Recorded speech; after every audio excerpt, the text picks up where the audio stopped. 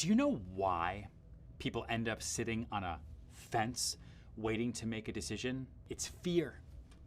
It's high emotional stakes. All of this madness that comes along with the home buying or selling process is rooted in one thing: fear.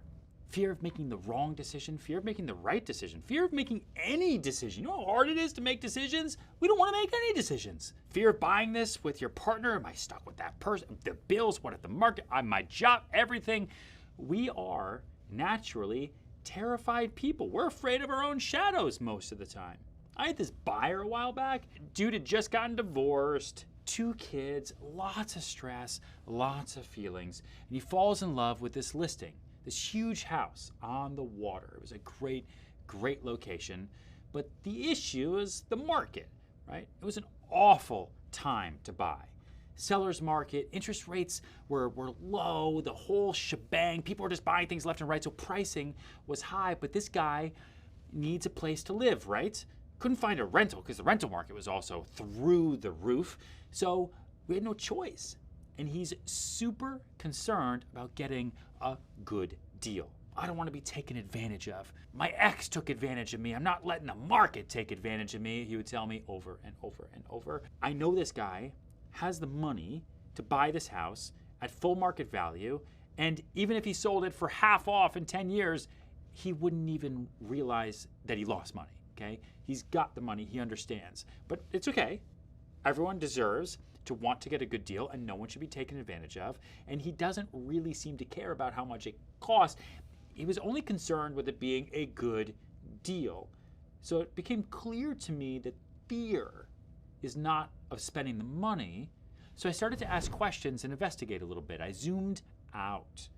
I looked at the whole picture, and I pieced together all the little clues he was dropping throughout all of our conversations. And in doing that, I discovered that this guy doesn't really care about money. He doesn't care about how much he's spending. He used that as an excuse to stay propped up on his fence because it wasn't about the good deal really at all. It was about the fact that whatever he bought it for was going to end up being a record sale for that building. And because of who he is, he was a known person, right, in our marketplace. And because he just went through this high-profile divorce and everything about him was being written about all the time, that it would be reported on.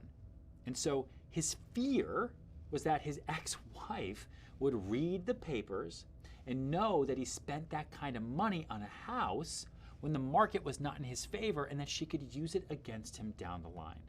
Either against him with the kids, against him with whatever.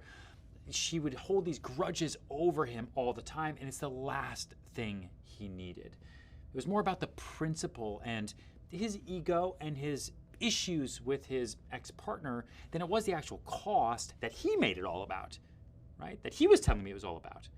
It was always about the price when we were talking. He wasn't afraid of actually spending the money. He was afraid of the embarrassment. He was afraid of the potential repercussions of what the sale might do. Now in Sell It Like Sirhan, the book, I talk about the 4 W's. Why, work, wall, and win. And it's amazing, since the book came out in 2018, I get emails all day, every day from people picking it up for the first time ever and sending me their whys, their works, their walls, and their wins. And I think about those a lot and how those apply to life just as much as they apply to business. And once I zoomed out, I was able to figure out what the guy's wall actually was. That he was running from the social stigma that comes along with a divorce and the custody and the kids and all of that stuff and the public nature of it all. And I was able to work from there to figure out his why and his win. And that's when I was able to actually negotiate with him. So we found a way to keep his name out of the papers. We had NDAs attached to the offer that we made, which was eventually a listing price offer, by the way, because he wanted to get it. And we concealed his identity in 2 separate LLCs. He paid cash, and one LLC bought the property with another LLC. So could someone find out his name? Yes, but you'd have to really dig to find it. And that's what we did. And he came out unscathed on the other side. articles, no nothing. No one knew. And you know what else you get when you find the fear? You get a closed deal. And urgency can work two ways. It can work in your favor and become something you harness to move a negotiation forward, but you have to be careful, right? I said this earlier on in the course. You don't want urgency to lead to rash decisions, anxiety, stress, a dead deal, or a client firing you because you're just too pushy all the time. Urgency, like fear, is something you have to manage when you're using the CODO method. To harness urgency and to use it to your advantage is a skill. Once we solved for the fear, once I knew the fear in the deal, the rest of the transaction was actually really easy. And now his two girls have amazing views that are on the water, and everyone's happy and everything is great. It's awesome. Fear exists on all sides of a negotiation. And if you're always looking for the fear, you'll find that it's almost never about the money.